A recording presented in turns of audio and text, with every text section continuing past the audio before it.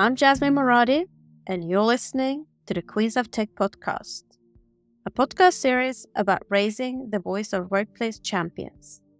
60 plus questions in around 30 to 40 minutes with women of color, non-binary, and transgender influencers about their journey into STEM, science, technology, engineering, and mathematics.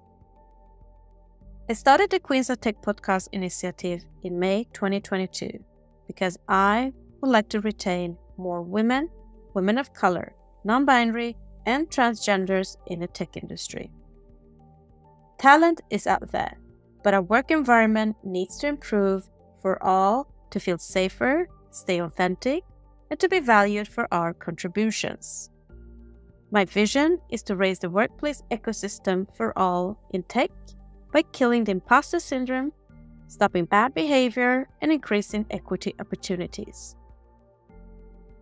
Each podcast talk is built around 60 plus questions regarding upbringing, education, career path, DIB, and future advice. My mission is to bridge the gap between schools and workplaces by getting into the heart of my guest's personal life and career journey to inspire other girls, women of color, non-binary, and transgenders to unleash their full potential to reach top leadership roles in the tech industry. My goal is to raise the voices of tech champions around the world and together with companies, investors, and politicians, raise the challenges and opportunities around equity, inclusive, diversity, and belonging in our workplaces. Enough is enough. I would like to enforce companies to build a sustainable, inclusive culture to retain diverse talent so we keep the workforce power equity to continue building future diverse and inclusive products. Representation matters. Your voice matters. In this episode, I'm very excited to welcome my guest, Tech Queen Elham Binai, Global Senior Director at Cognite and founder at Board Seat. Hi, Elham. Hi, Yasmin. Good to be here. I'm very happy to have you joining us from Norway today. How are you? I'm very good. Thank you for the invitation, Yasmin. I've been very excited to join your podcast and be able to talk with you. I'm good. Glad to hear. So now let's dive into your journey into STEM. Hope you're ready for the Queens of Tech 60 plus questions. Go ahead. Shoot. Let's warm up with a few fun facts about you. How would you describe your personality in 3 hashtags?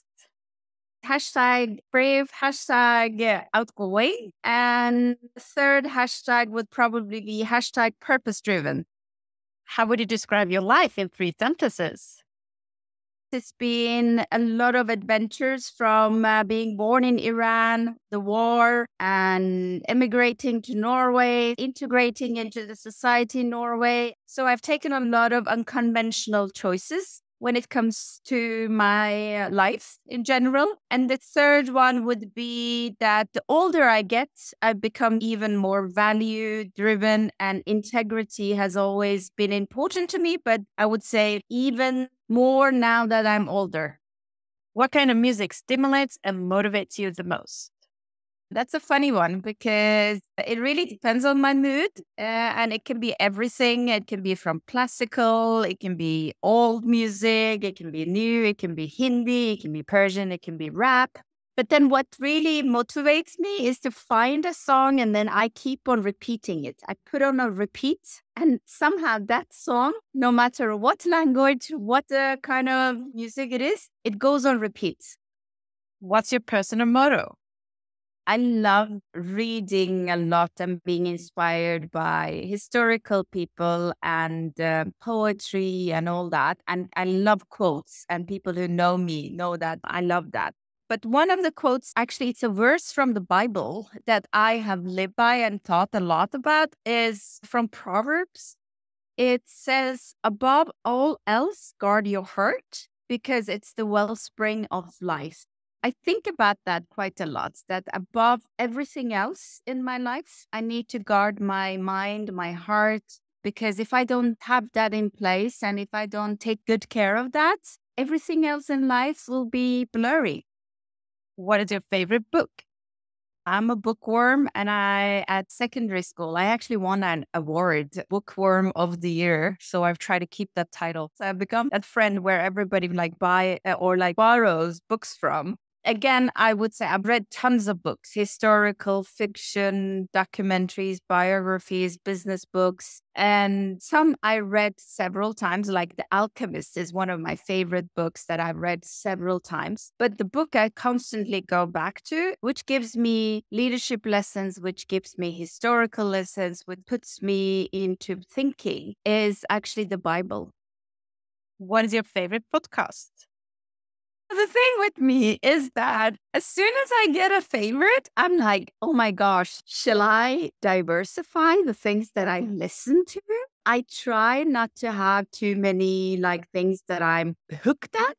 I'm more of a visual person, so I love looking at pictures and at the visual side of things. So one of the things that I listen a lot to is the Bloomberg, but I like to diversify. I'm a very news junkie. But then when it comes to the news, I need to diversify what I listen to. I need to listen to both the CNN, BBC perspective of things in the world, but also the Al Jazeera and the South African media as being quite big in Africa and the Chinese. Just getting the multiple perspectives. Again, diversifying what I listen to, so it actually makes me think.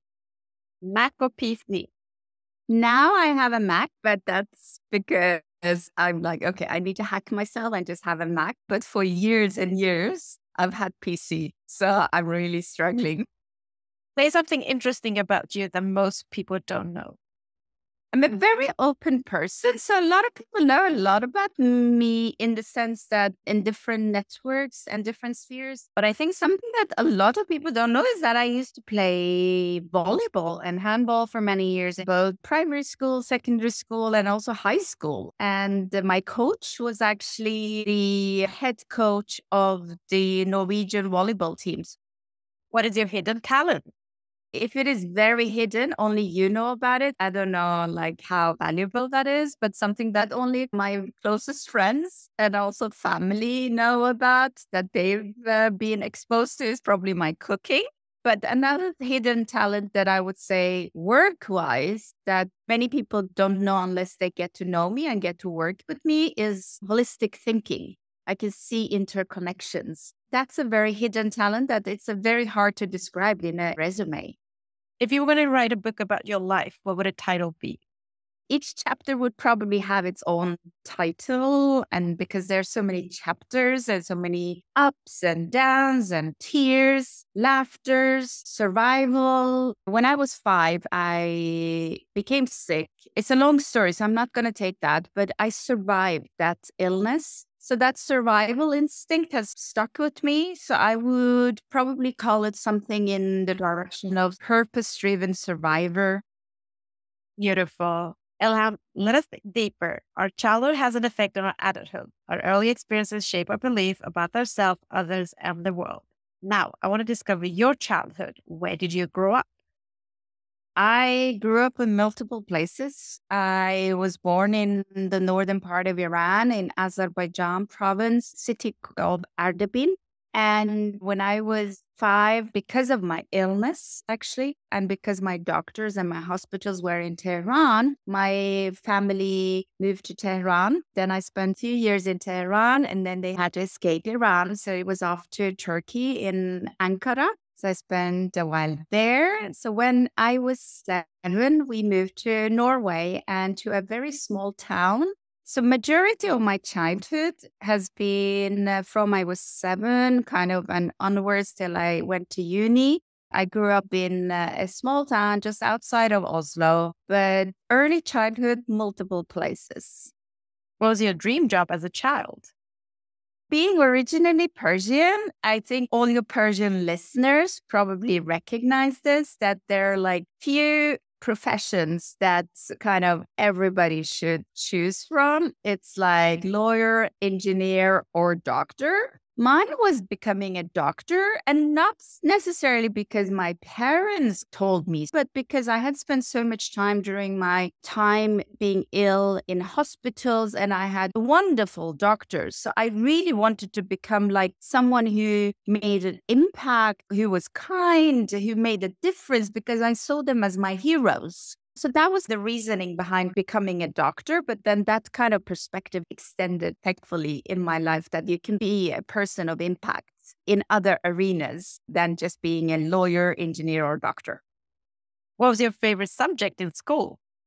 Again, it's very diverse. I'm probably a very multi-layered person, a multidimensional person. So it was like everything from math to history, English, very diverse and very different things that probably because I mastered them differently in different phases. I wanted to be good at multiple things.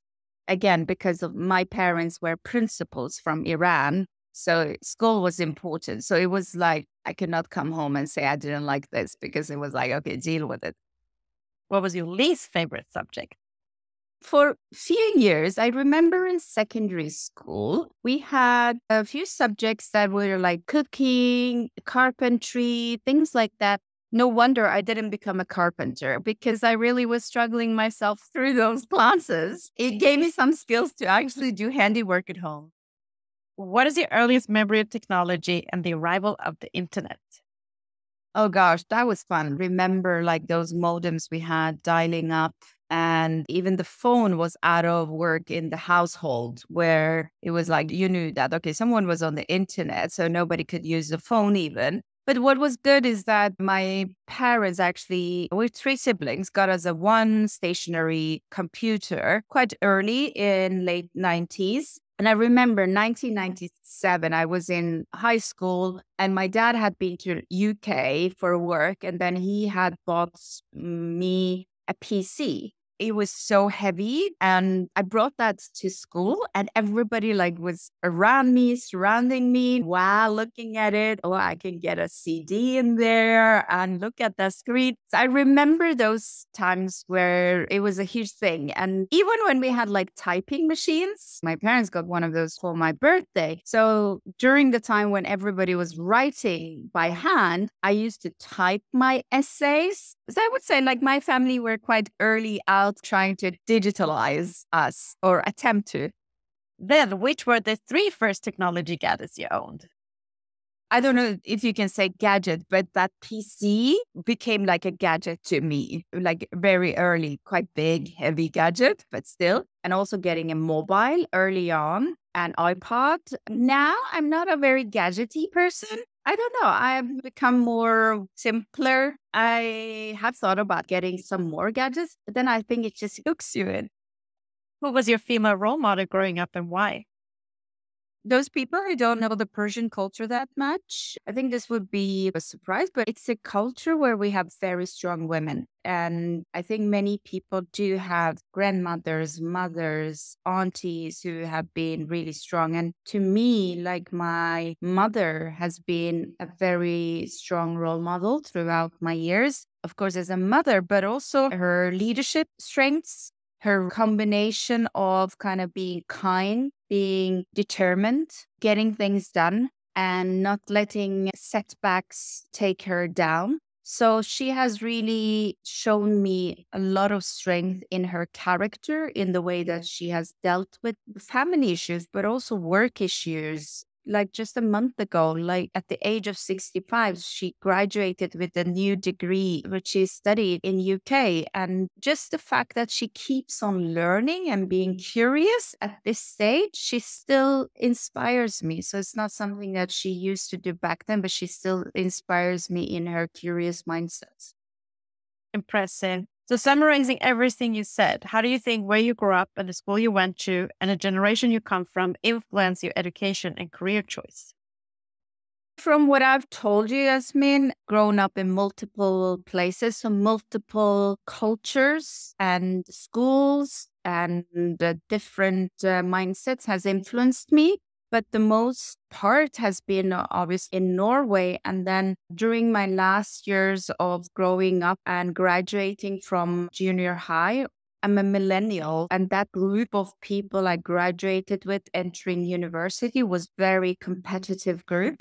So I think that environment, even the town that I come from in Norway, a lot of those have got really great jobs, determined. It was a lot of competition. And I don't know if there was something with that class at that year, but I think that influenced me as well. But one thing that has influenced me the most, and I think this is something that a lot of people with immigrant background recognize, that when you come even as a child, you don't know the language, you don't know anything. So this survival instinct sticks with you throughout your whole life. And I think that gives you a grit and a determined mindset that you probably have in your unconsciousness in your whole life. That if you look back at the root, where did it come from? That, oh gosh, it was actually shaped by some really hard and challenging time in my life.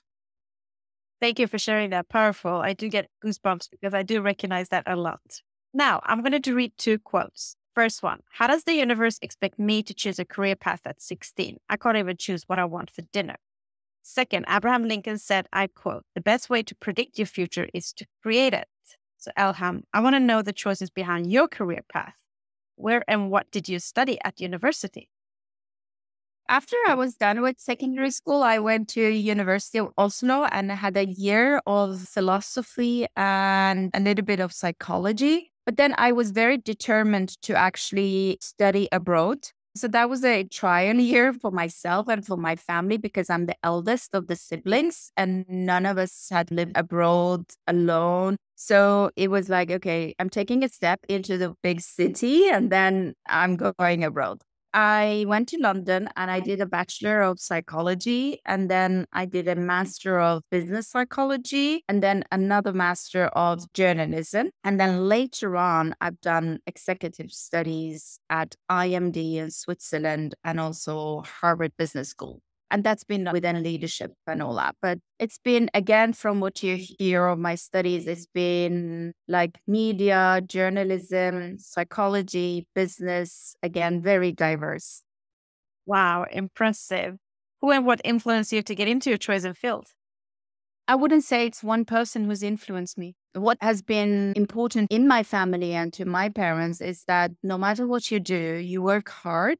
It's also important not what you achieve, but how you achieve things. So the journey itself is also very important, what sort of person you become along the way. It's been different people who's been opening up my mind in different parts of my life. But one of the people that I can actually mention, who was the dean of the psychology department at the university where I did my bachelor, he was my professor and also my supervisor. So at the time, I thought I was going to study psychiatry. But then he got to know me quite well. And that was the nice thing about studying in UK and building this close relationship with your professors so they can be really good advisors to you. And he advised me to look into business psychology because he was like, Elham, your personality is very much wired to the business world. Have you thought about that? And to be frank, I've never thought about that.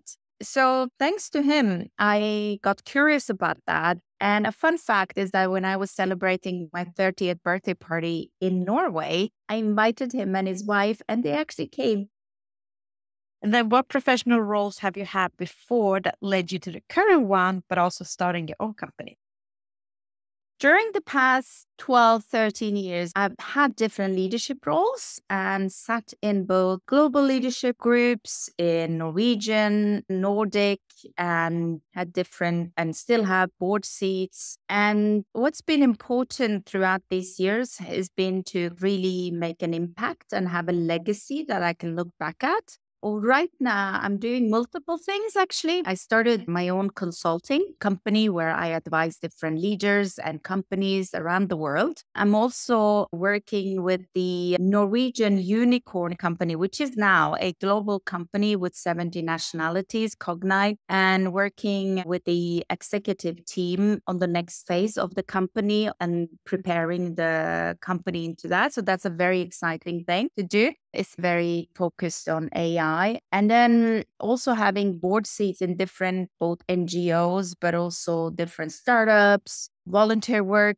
It's become a phase where I like to make impact in different spheres, like climbing up in a hierarchy or like a multinational company where I just become one of many. It's exciting, but it doesn't necessarily put you in a position to make an impact. I want to be in a position where I can actually make an impact. What does Cognite do and what does Boardseat do? The Cognite is a software company and part of the Archer Group, and it's a very driven company. We are working with multinational companies. So it's a exciting company, especially in this day and age where kind of a lot of AI companies or like working with AI technology are trying to figure out how to do this. So we're shaping both the product at the same time that the market is being shaped. So it's an exciting phase to be in. And my company, I work also within coaching leadership, executive leadership, and helping organizations with building leadership programs, change management, transformation. I've worked a lot throughout the years with transformation, change management, and merging, acquisitions, downsizing, building up, like you name it. Also, my board engagements is multiple. One of the areas that I'm very much engaged in is my board seat at Plan International, which is an NGO, global NGO, where we work above over 70 countries with children's rights, with girls' rights, educational rights. And recently, a couple of weeks ago, I was actually at a board visit in Malawi, where we visited some of the projects that we have in Malawi, because in that country, you have like over 49% of girls under the age of 18, they get married up because of multiple reasons for that. But then we're working with kind of building up schools, with advocating for their rights and all that. So it's a very diverse sphere and day I have. So it's exciting. What is your titles and what are your main responsibilities in both of the companies? So in my own company, I'm the founder, and in Cognite, I'm a global senior director. And my focus areas are around change management and communication. And this is also working directly with the executive. So that's where I can put together a lot of my experiences, global work, having worked with multiple nationalities and worked with media, PR, journalism, but also with leadership and how to build a global company.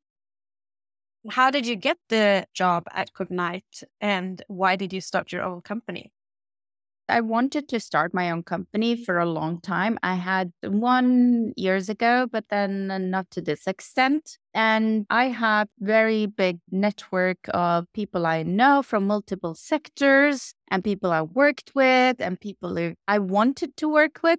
Within my own company, I collaborate with multiple, both individuals, but also companies, both in the Nordics, but also internationally in the UK, in Europe, in Americas. And the Cognite part, I have known about them for many years. And it's a very unique company in the Nordics, but then now it operates globally. So I'd known about them for many years. So I got in touch with them a few months ago, and the phase they're in now excites me. And that's something that when you look back at my career, see that I've often stepped into different roles when you're in a phase of either building up or transforming. Something is happening. And then when I feel like I've delivered on that, I'm happy to move on to new exciting journeys.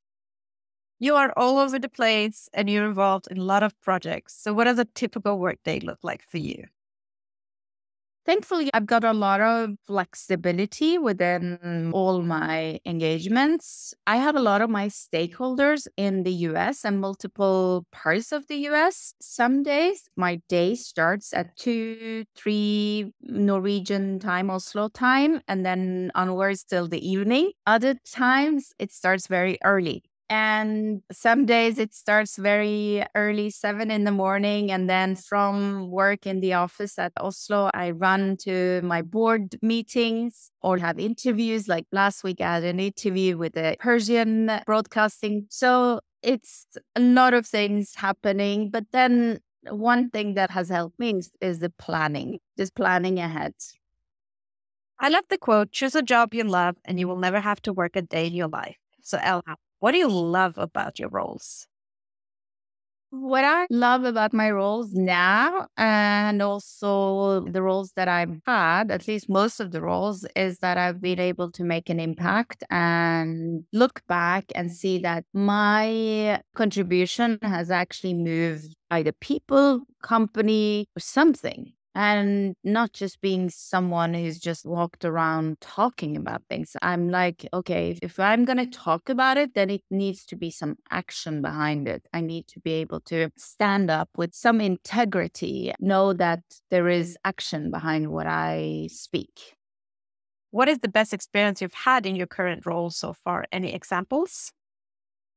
I haven't been in Cognite for a very long time, but then what I would say is that I find it to be very transparent and very open, and just the amount of talent and highly skilled people. I've never been in any company where we've had so many people with PhDs, doctorals, and also from multiple countries and multiple backgrounds and experiences. So it's really a privilege to be able to work with so many talented global people who really want to make something great in this AI world. And then what is the biggest challenge you've encountered so far and how did you tackle it?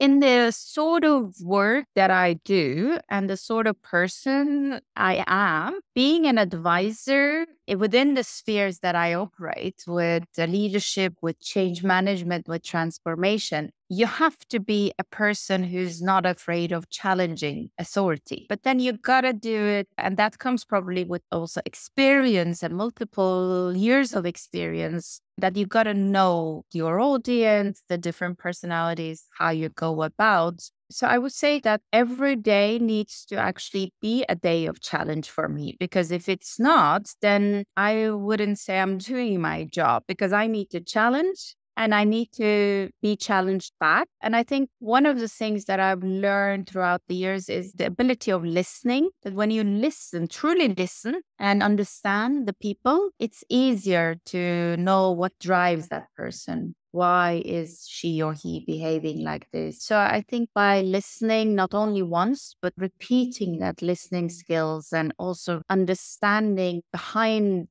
the surface, that unlocks a lot of the challenges that we see on the surface. What do you wish everybody understood about your role? I think it's quite understood on the global level that I'm operating with the global executives. And I think we're on a journey, as I said, at least in Cognite, it's a market that we're shaping. And also when you shape a market, when you shape a product, the organization is being shaped. A lot of roles are being shaped. But when it comes to my other roles, I think what I'm bringing to the table, this holistic view, and having worked in different sectors, in tech, in human resources, with sales, media, NGOs, I'm bringing different sets of, at least when it comes to sectors that I've been exposed to, that I've worked with, can see things from multiple perspectives. And because I've also worked within different functions, I can also understand different functions and how they interconnect. So I think it's a matter of really using that on a global level in my current roles or other spheres. And then what is the one common myth about your professional field that you want to disapprove?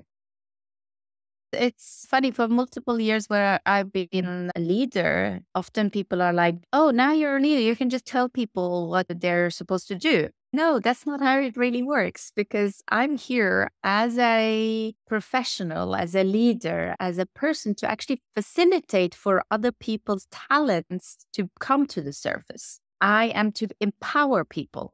And I think that's some kind of misconception people have about leaders' roles, that you're supposed to tell or you're expert within everything. But then I think leadership as a profession is something that where you are supposed to build a team. You build either a team of people or around the cause and get people on board and in the same direction and motivate and make sure that people's true, say, talents come to the surface. And that's something that I think a lot of leaders, unfortunately, don't have so much time on doing, because a lot of the managerial tasks, they take so much of the admin tasks, they take so much of the consume a lot of the time. And what do you love about working in the tech industry? 7 years ago, I was in the tech industry with a company called Skill, which is now a VD and a Microsoft partner. I was there part of kind of the buildup of the company, and now back again in the tech industry. And during the time where I was in the recruitment HR industry, I worked a lot with the tech part of it as well. When you're in the tech, you feel like you're like 10, 15 years ahead of all other sectors. And that's something that I love, that you can work on things that will really change many industries, but maybe not right now, but down the line. And also working with so many future looking people who can look into the future and envision something that will happen down the line. So I've really encountered a lot of visionary people, talented people in the tech industry. And I think there's so much happening within that industry that we don't not only need tech wired people within the industry, we need diverse set of mindsets. And just a couple of months ago, I held a speech at the business school B in Oslo. And I talked about the philosophical side of technology and AI, and how to look at it from a philosophical point of view and historical point of view, all consuming. And it really affects so many areas of our society and the future of humanity. We need theologists, we need philosophers, we need multiple perspectives to really look into how we build technology and how we enable it for the future. Oprah Winfrey said, I quote, "Think like a queen. A queen is not afraid to fail. Failure is not a stepping stone to greatness." So Elham, what has by far been your biggest achievement in your career? I love Oprah and like her daytime shows during my childhood years. She probably influenced me too. Yeah, failure. I don't know whether I should call it failure, but then I have learned through hard times as well. I've had to take some hard decisions sometimes because of my values and where I stand and what sort of people and organizations I want to be associated with. At the time, it feels like the whole world is just falling apart, but then it's somehow we as human beings, and especially as a leader, I see that all these hard times really has come about shaping the grit that I have. And I will probably encounter so many more challenging times going ahead. But in hindsight, when you look at it, I'm happy I had that experience, because if I didn't have that experience, I would probably not be able to think the way I do now and solve issues and tackle harder issues the way I can now. It's really not about just failure. It's about how I fall and how I raise up. And not being so quick at raising up, just shaking things up, but really learning through that, learning about yourself, about others, and thinking about what really matters in keeping your true values and who you are as a person. I think it's very important. Then what would you say is the biggest factors help you become successful in thinking like the way you do? Any success habits?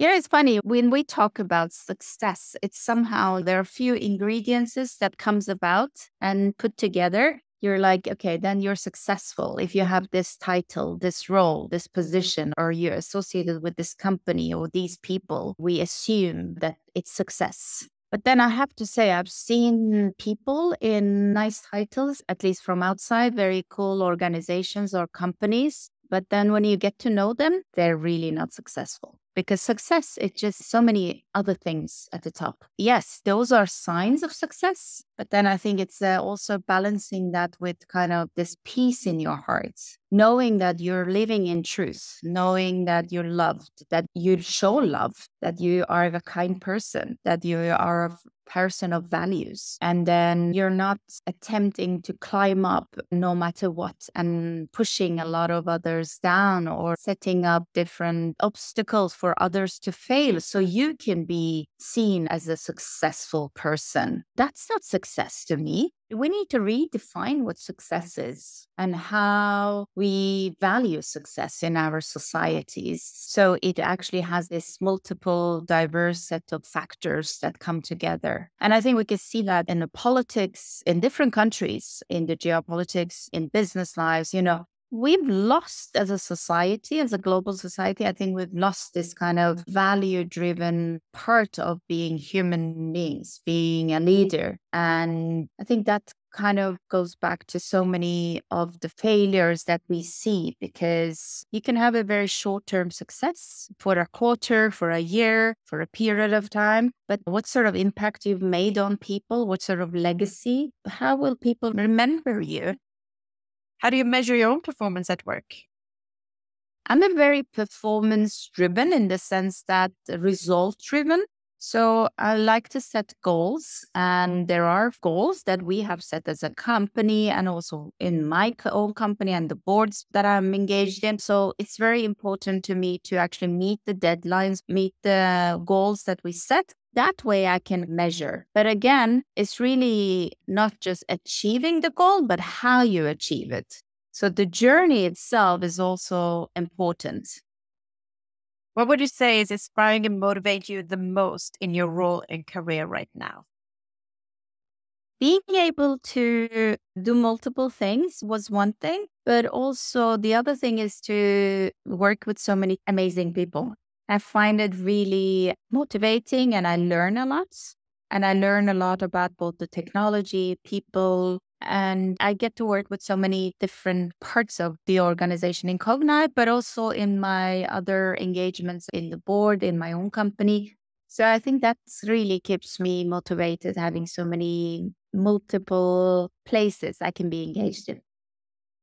Let us now jump into the influence of mentors, role models, champions, and sponsors. Role models can consciously or subconsciously be a powerful force in our lives. In addition, champions can stand up and advocate for us and open up the world of possibilities. Sponsors match emerging talent with leaders and influential employees who can help us move ahead in our careers. Elham, do you have a mentor, champion, or a sponsor today?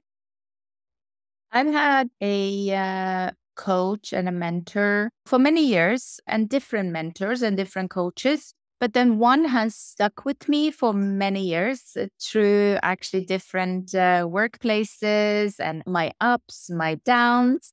And it was one of the executives in one of my first companies that I worked at in Norway. And he's been a very good coach and mentor throughout my different choices in the journeys that I've taken. So I've really learned a lot, both in that relationship, but also from different mentors and coaches that have come during a phase. And I enjoyed that sort of relationship, and I made sure that I also become that person to others.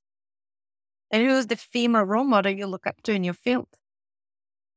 Many different females that are emerging. Within the technology world, we still need more female role models who take important seats and who have a say. And I have to say, within the NGO world, I'm very much engaged in, I probably see a lot of more voices there who has a huge impact. But one person who actually is in between the philanthropy, NGO, and also the tech world, I would say, is Melinda Gates. You can say a lot of things about the work of philanthropies, but then how Bill and Melinda's foundation are transforming so many lives through their foundation, and how she is advocating for children's rights, for women's rights, and not only within the tech world, but also within a world that is quite far away from the sort of world that you and I spend so much time on. And because the Gates Foundation were actually in Malawi the week after I was in Malawi, and they're working also a lot with the same sort of projects and the rights of girls. And it's just like, when you go to these places, like you would think that in our day and age, we would have access to water, to electricity, to just hygiene. And there are people in the world who don't. And I think we can get far with technology, with AI, as I work a lot with, and all that. But then at the end of the day, something needs to benefit a large population of humanity, a large volume of humanity. And if there are people, and there are people in this world who still don't have the basic rights, basic needs, and then there are people like Melinda or others who are actually using their position, their voices to advocate and make us see larger than just our own world. And I'm myself also doing that, advocating for more girls getting into tech, girls to really getting that sort of education or stepping into those sort of positions, raising up their hands and not being afraid of doing all that. But as human beings, I think we also have a responsibility, not only for our part of the world or our kind of little part of whatever world we're operating at, but also the larger population. History shows that it has been more common for men having mentors, champions, and sponsors in business than women. Elham, how important do you think it is to have a mentor, champion, or sponsor during one's career? My mentors, as some of them that has been stuck with me throughout life, or have been very important to me in my choices, but also in terms of getting me to see things from other perspectives and bringing in their wisdom into my life. It's been very important. And I think it's a gift if someone wants to give that sort of attention to you and care about you and care about your future, you as a human being. I think it's one of the biggest gifts you can receive in life. Let us now move on to leadership. Adina Friedman, president and CEO of NASDAQ, said, I quote, "Empowering those around you to be heard and valued makes a difference between a leader who simply instructs and one who inspires." And then Shirley Sandberg, ex-COO of Facebook, said, I quote, "Leadership is about making others better as a result of your presence and making sure that the impact lasts in your absence." Elham, you did touch on this subject a little bit earlier, but what does leadership mean to you?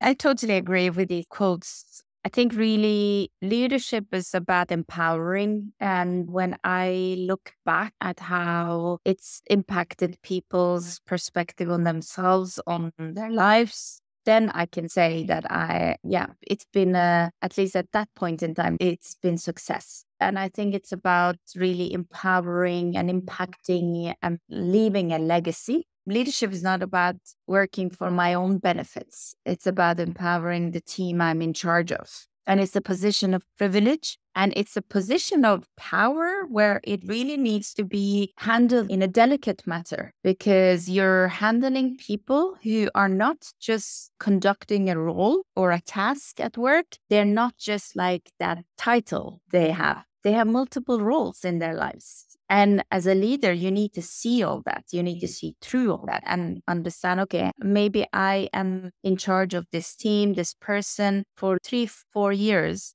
How am I going to make an impact so it's lasting throughout their lives? To build them up rather than to build people down. And I think it goes back to the leader's own self-esteem and the leader's own security in themselves and humbleness. Because I think we all have encountered leaders who unfortunately break others down rather than build them up. And I think that to me, it really shows insecurity in many ways. And I think the best thing is to actually make others better as a consequence of them interacting with you during your time as a leader for them. Based on what you said, how would you summarize what a good versus a bad leader is? I've always been very careful in characterizing someone as a good and bad, because I don't think necessarily you come to work really wanting to be a bad person. I think it's a matter of having learned, say, bad or like not very constructive patterns throughout your life. And then unfortunately, you haven't had people who have given you feedback, honest feedback to correct you. And we all need honest, caring people in our lives, whether being in our families or at work, to actually correct us, advise us, direct us, and with good intent. And if we haven't had that, or the atmosphere hasn't been there to adjust our behaviors and our attitudes, then I think you just learn certain behaviors that you think are okay. And then you keep on repeating them wherever you go, and nobody dares to say anything. And then sometime in your life, you're just like, apparently this works. This is good.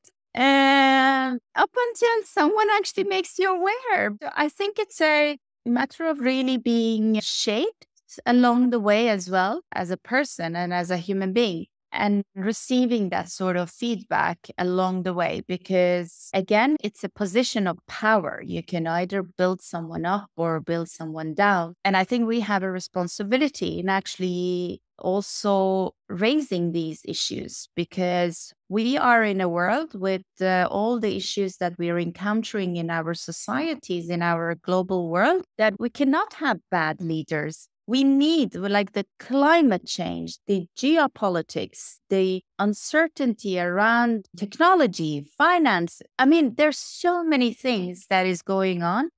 The world needs good leaders and good decision makers. Who is your favorite female tech leader and why? One tech leader that I've read everything she's written, and she's been a thought leader, and it's been Sheryl Sandberg.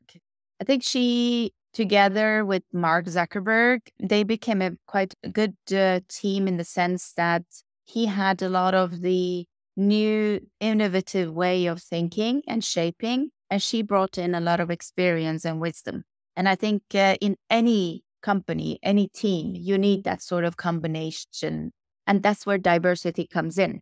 Diversity in the sense of age, gender, sexual diversity, all sorts of dimensions of diversity where you can actually utilize it. So I think with her position she has and had, she really showed how you can merge the experience and the wisdom with the kind of the new innovative daring thinking. How would you describe yourself as a leader? I would say that I am not afraid to take risks. So being bold as a leader and quite direct, but then I also balance it. And it's been very important to me to balance it with kindness. I think everything actually goes back to kindness. And if you are kind as a person, I think you genuinely want the best for others in your team, either being it you're a member of a team or you're a leader for that team, because then it comes from your heart. And that is the starting point for collaboration, generating new ideas and coming up with new ways of thinking, new products, etc. I think if we look at kind of the root of so many areas in an organization, it really goes back to being a kind-hearted person, and you can reach and achieve big business achievements. So what leadership lessons have you learned that have formed you into the leader you are today? Some of the leadership lessons that I've learned hard way, that one of them being that not everyone is working for the benefit of the team or the organization, and it's more of their own personal agenda. And that's something that you need to feel that, see that, experience that to actually recognize it down the line when you encounter it again. So that's something that I've seen, that unfortunately there are leaders who are working for their own agenda, their own benefits. And I've tried careful not to do that in the way that I encounter with others. And also just taking the time. And I think that's something that comes with experience and age, that instead of jumping right away at solving something, that taking the time, analyzing from several dimensions and stakeholders and what sort of power struggle that case has. I think that's been very important to understand that. What are 3 strengths and 3 weaknesses? That I can juggle several things at the same time. I can work under very high pressure and I can keep my cool head at the same time. And the weaknesses, I would say, at times I've been told that I can have a lot of ideas for new things. So I've had to really have people who are like, okay, Elham, we need to stop now with the ideas. So that's been really important to have that sort of people where they actually make me think through that, okay, we need to get these things done before we jump at the next idea.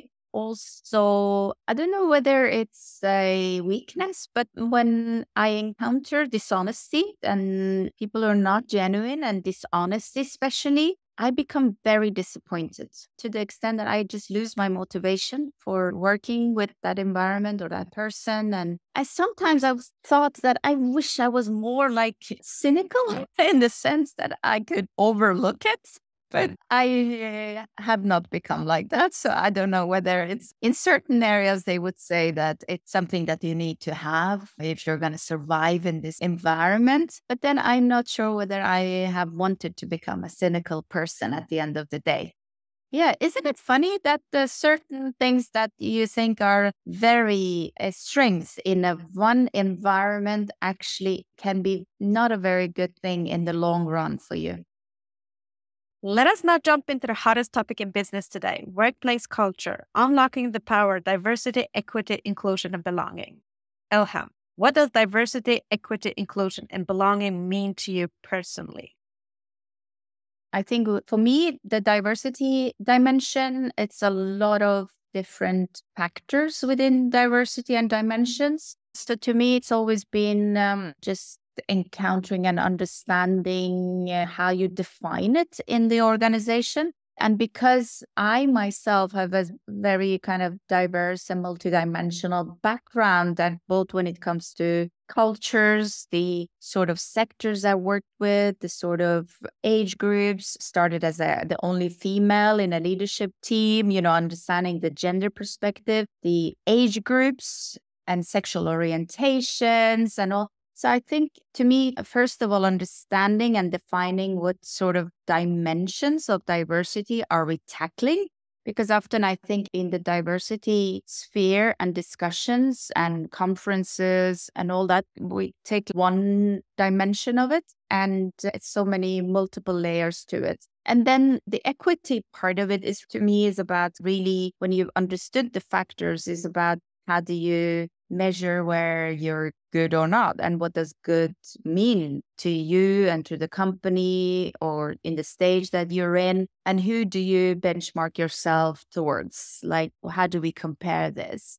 But the inclusion part, the last part, is actually maybe the most important part to me, because you can have diversity, you can recruit diverse set of people, you can recruit in women, you can have people of color, you know, all these things, and do a great PR internally and externally and put up different flags according to what's appropriate during the year and measure. But then if you don't have inclusion, if you don't know how to include, then I think you've lost it, because it's really the value of diversity shows itself having this diverse set of thinking and diverse set of perspectives to life and how we're wired in our brains, because all these experiences that we have in our personal lives come together and make us into who we are and the way we see issues in life and at work, and can tackle them and can come up with new innovative ways of solving it, or solutions and proposals, products, etc. That's where inclusion, I think, comes in. And, you can actually analyze different countries when they have taken in immigrants. Some have become very successful in the way that they have included the new cultures, but other countries struggle and it backfires at them at some point. And I think on the inclusion part, it's really also important to discuss and define. Does it mean assimilating into how we are, or are we giving room for that new way of thinking and being to have space for it? And you can do that on a country level. You should do that on a company level, like just having this room for kind of defining what's the new us and where is it room for having this different us, different ways of being. So I think we have come a long way in the sense that it's a lot of awareness work around it. A lot of leaders are aware. I think we still have a long way to go when it comes to the inclusion part and defining the new culture and how we go about defining the new kind of ingredients of what shapes us, what is us now. And based on that, what do you consider being 3 to 5 signs of good company culture if you were to join a company? First of all, I look at the leaders and how the leaders live the values. So walking the talk is very important. So if you have 4 or 5 values that you posted on your website, you have it on the walls, but it's just like words and it's not really lived. So I do research on, and also if I join, like really look into how are you or the leaders living the values. Also, what's been important to me is the level of trust and respect. Trust also has got many dimensions to it because we often say in the Nordic countries, we have high level of trust. I really like to discuss that level of trust because from what I see, observe, encounter, it's quite a transactional trust. You give me something, I give you something back. Then we write it in a contract. It's a transactional trust, but the genuine kind of trust and not just using trust as a tool of manipulating people and getting people to do the things that you want under the umbrella of we have trust, but actually it's a manipulation. And I think respect for others. And again, I actually discussed this with a person at work this other day around what respect means in different cultures. Why it's a need to really discuss what does respect mean in this leadership group for us. I've had that sort of discussion even in my family where we have different views on what respect means and what we expect of each other when it comes to respect. So I think these things really I'm looking for. And also to me personally, having autonomy and flexibility has also been very important. Environment where I feel like I can be myself. And that become more and more important the more experienced I've become, the more older I've become, and the more different environments I've encountered. I think when you're younger, you're like, you just stick through it. Kind of, you're like, okay, I just have to deal with, I've got an opportunity, a job here. But then when you become older and you get into different roles and positions, I think there are so many other things that become also important. At least that's been the case for me. And as a woman, what has been the most significant political and cultural barrier in your career, and how have you overcome these challenges? As I mentioned earlier, I've often been the only woman in a leadership team where we set goals of getting in other females, and that's something that we've achieved. But yeah, again, often being the only woman or the youngest, and also the one with a immigrant background. So I've encountered several things that's been different to me than my colleagues and peers. I've tried not to think too much about it and make it as an obstacle, but then sometimes you do meet certain comments or attitudes towards either being female or like towards your cultural background you have. But then I think it's also comes because people like experience. People have not been exposed. So I find myself as a kind of like my generation and others who are in leadership positions, especially in the Nordics, where we're not so used to having leaders with so many different backgrounds. It's now that we're getting it. I think we're paving the path for others to come after us. So that's how I've often thought about it, that hopefully I'm making it easier for other women or other like people from multicultural backgrounds And then it's also a responsibility that I have with my peers to actually educate a little bit and not just be frustrated by it. You have moments where you're frustrated. You're like, oh my gosh, haven't we got longer than this thinking? But again, going back to the mentor part, I think it's very important to have a mentor to actually discuss all these matters with, so you can get good advice and motivation for sticking it out. So why do you think it's important for more women, women of color, non-binary, and transgenders to join the tech industry today? I think the tech industry is not only about technology anymore. It's not about the gadgets. It's not only about the software. It's about humanity. It's about how we live as human beings, how we interact, how we communicate, how we interact with each other, what becomes perceived as truth or not.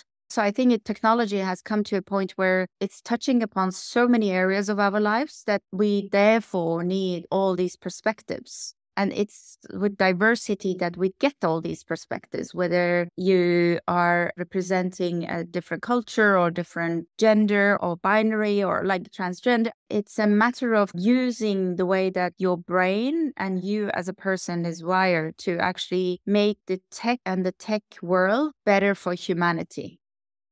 And how do you speak with your colleagues, peers, and community about DEIB challenges, for example, salary gaps and promotions?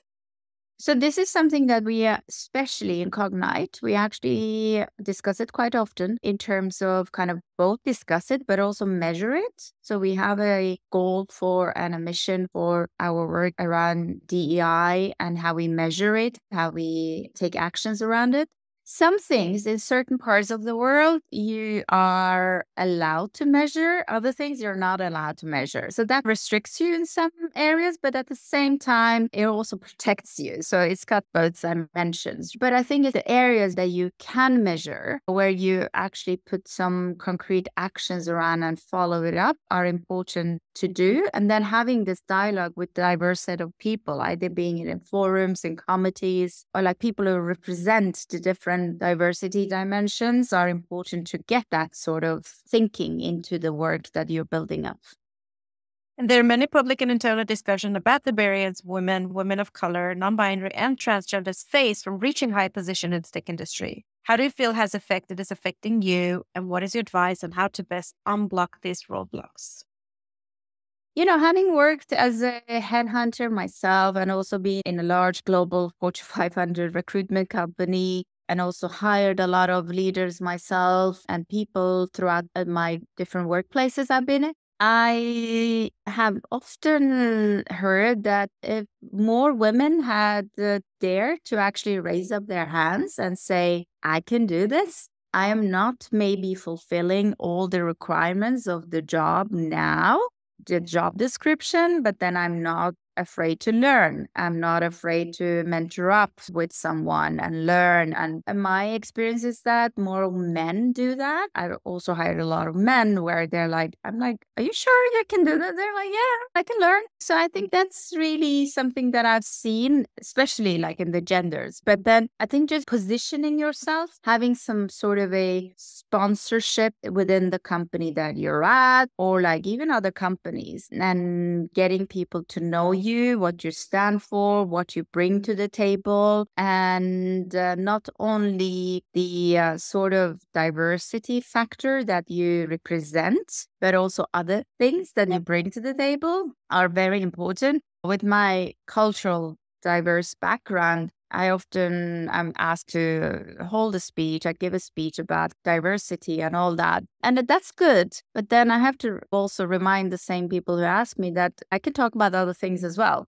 And I think just showing that we master so many other areas and be an advocate for that is very important. And today, tech companies spend a lot of marketing money to attract women, women of color, non-binary, and transgenders. However, at the same time, they're finding it hard to retain them. Articles show that women are leaving the tech industry. What is your best advice or strategies for how companies can work to build a stronger corporate culture that engages gender diversity and equity?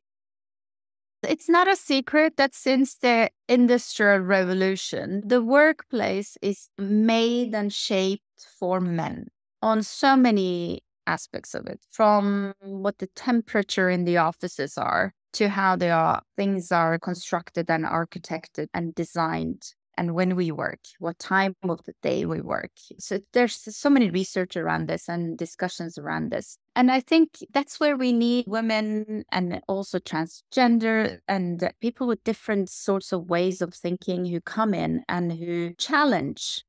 A couple of years ago, I was part of a network of women, very high achieving women executives. And we were discussing, the discussion often was around getting more women in leadership positions in the tech industry and also in board seats. But then my take was that, okay, if you do that, but then if you still play according to the same rules and the same game as the other gender, then we've really not come that far, because the reason you're stepping into this is to bring in your more feminine. Sounds very, I don't like to divide it into feminine, masculine, but just to highlight that this kind of example, you're supposed to bring in another way of thinking. And I think, unfortunately, because it's so dominated by the male way of having design workplaces, that's a dominating factor. And if you're not aware of all these other dimensions and how to bring it about and how to challenge the status quo, you become part of that system.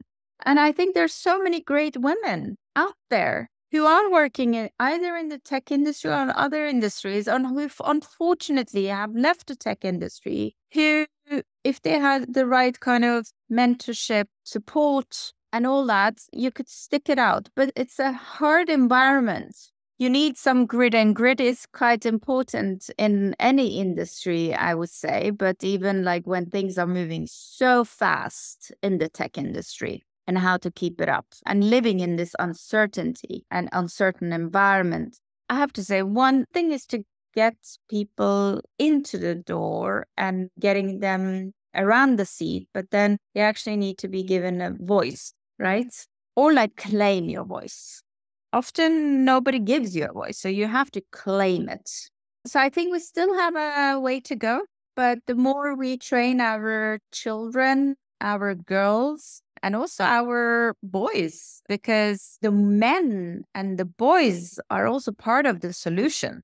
They need to be taking part in these solutions. So having just like groups of women who come together discussing the challenges without any man in the room, or like transgenders who come together and discuss the challenges without any other genders in the room or like perspectives in the room, then I think we're not going to get so far. We need the men to be also part of the solution, to come up with the solution, to own and to be accountable.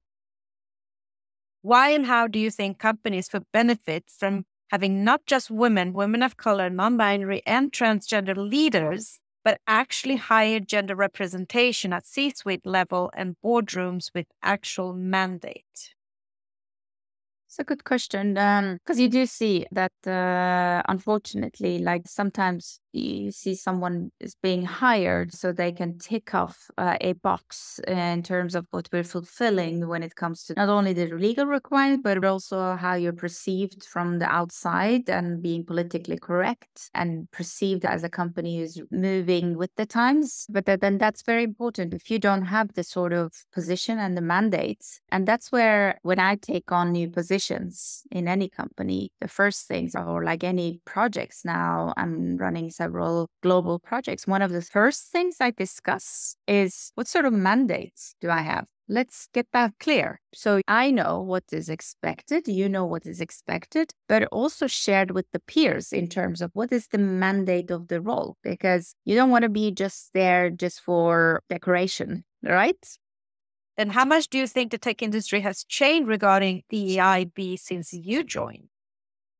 I joined back in 2016 and was in the tech industry 5 years. And then I went to some other industries and then rejoined again now. I would say now that I've rejoined and I've been away from the tech industry, In the HR company that I was at in Adecco Group, during my time, we actually acquired several tech companies. So it became more and more kind of tech driven. But then I think that's the case for many industries. It's hard. Before you could distinguish between tech industry and non-tech industry. And now it's like everyone is somehow involved in the tech industry. But then now that I'm at the core of it, of the tech, I see more awareness around this and also more people who are advocating. But then you would think that we should have come further. So it's moving slowly. It's at least moving, but it could have moved faster, I think, considering how fast the technology industry moves in itself. It's a peculiar situation because somehow we are very liberal when it comes to technology and innovation around technology, but still conservative when it comes to the other areas and operate like many other sectors. And looking back on your career, what one thing would you have changed in your working environment to break the bias? I've been always a very vocal person, but then I would be vocal earlier, probably. Sometimes I waited with some of my thoughts and opinions till later stage. I would be vocal earlier. And also when looking back, I would also team up more with men who are advocating for these matters than only teaming up with the kind of people who I associate myself with, who are representing some sort of a minority. And looking forward, what will you do as a leader to improve the bias for the next generation of women, women of color, non-binary, and transgenders in tech? I've seen it as a very important responsibility that I have and I've had as a leader to actually be mindful when it comes to hiring and putting together teams, that I make sure that I hire a diverse set of people, either when it comes to gender or like color, but also not only because they're representing something else, but because I wanted that sort of diverse set of thinking. But then what it does is that it makes it more complex to lead that sort of team. So I think at the same time that you're hiring and taking that responsibility, because I think every leader has a responsibility to have a diverse set of whatever diversity is defined as within the sphere that you're operating at. But then at the same time, simultaneously, you need to understand as a leader that you need to develop your leadership skills, because often our leadership skill and leadership way of leading is very much on autopilot. It's a one way of leading. But then when you have a diverse set of people, you need diverse set of leading. You cannot apply the same way of leading to one person or one group as you would do to another. And I think one of the reasons that I've actually at least encountered and seen in leaders is that they often go back to the familiar, because they've now, okay, I hired a person from another gender or like color or whatever, and then let me go back to the familiar one. A person who comes from the same sort of school background, it makes things flow easier. But I think that's an easy way out. Let us move on to another hot topic in business today, which is work-life balance and mental health. Elham, you have without a doubt a busy lifestyle. How do you take care of yourself to maintain good mental health?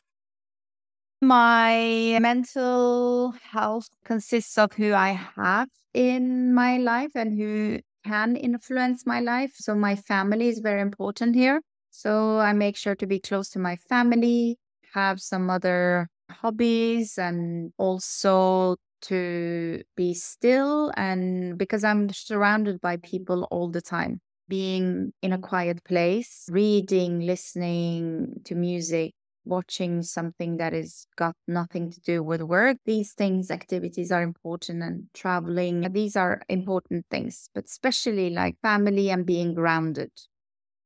Have you ever experienced burnout? Yeah, I have. And sometimes I've actually seen that burnout is coming, and then I've had to calm down. But yeah, early in my career, I did experience burnouts where it was just too much. The thing with me is that I don't necessarily burn out by having a lot of things. Like I can handle a lot of pressure, but then when things are totally get out of control on many areas in life and they all come together and I don't have the right sort sort of support system around me, then I think that's been kind of something that I've had to keep an eye on. And what is your advice on how companies can create a more mentally healthy workplace in a new now? I'm glad, first of all, that we have this high on the agenda in companies. I think it starts with actually seeing that people are more than what they do in the office or like wherever they work. And there's so many things affecting them. So I think just starting with acknowledging that, giving people autonomy, flexibility, understanding the different needs of different age groups, phases of life, the needs that you have when you don't have commitments are different to the needs and the flexibility you need when you have commitments. So I think just understanding and acknowledging, discussing, including people in shaping the work environment and having room for different sets of doing work is very important. What motivates you every day to get out of bed? Making an impact. Now, let us wrap up with a few words of wisdom and a piece of advice for our listeners. Elham, what is the best piece of advice you've been given that has helped you during setbacks in your role and career? Always stay true to who you are. And then, what is the worst advice you've ever been given, and how did you tackle that? Unfortunately, I had few encounters of those as well. One of them being that you have to overlook how it makes people feel or what it does along the way. At the end of the day, reaching the goal is the ultimate goal. But I think that's been a very bad advice because just reaching a goal, no matter what it takes, by stepping on people is not success. If there's something you wish you would have known or skill you wish you had when starting out in the tech industry? That I was more tech savvy. If you had the ability to go back in time to when you were just at the beginning of your career, what advice would you give to your younger self?